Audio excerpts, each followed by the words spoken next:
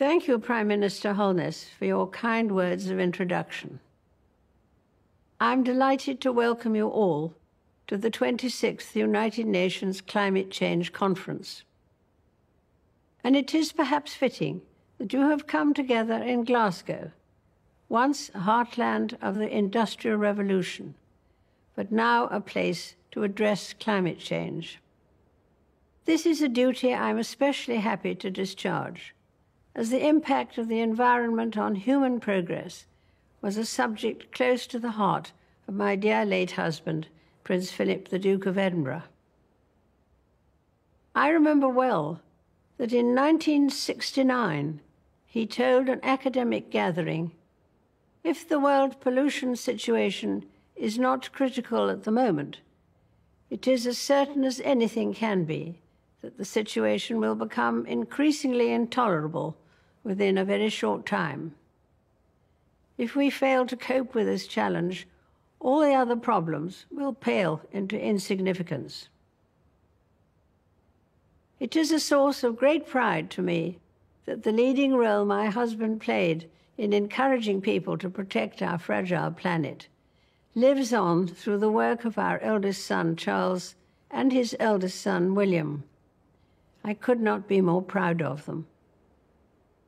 Indeed, I have drawn great comfort and inspiration from the relentless enthusiasm of people of all ages, especially the young, in calling for everyone to play their part.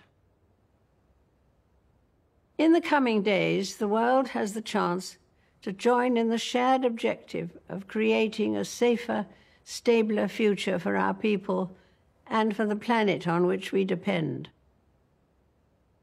None of us underestimates the challenges ahead, but history has shown that when nations come together in common cause, there is always room for hope. Working side by side, we have the ability to solve the most insurmountable problems and to triumph over the greatest of adversities. For more than 70 years, I have been lucky to meet and to know many of the world's great leaders. And I have perhaps come to understand a little about what made them special. It has sometimes been observed that what leaders do for their people today is government and politics. But what they do for the people of tomorrow, that is statesmanship. I, for one, hope that this conference will be one of those rare occasions where everyone will have the chance to rise above the politics of the moment and achieve true statesmanship.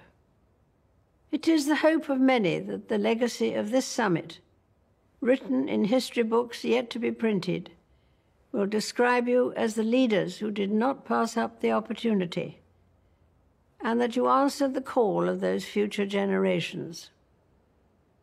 That you left this conference as a community of nations with a determination, a desire, and a plan to address the impact of climate change, and to recognize that the time for words has now moved to the time for action.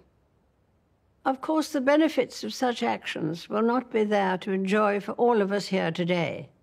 We none of us will live forever. But we are doing this not for ourselves, but for our children and our children's children, and those who will follow in their footsteps. And so I wish you every good fortune in this significant endeavor.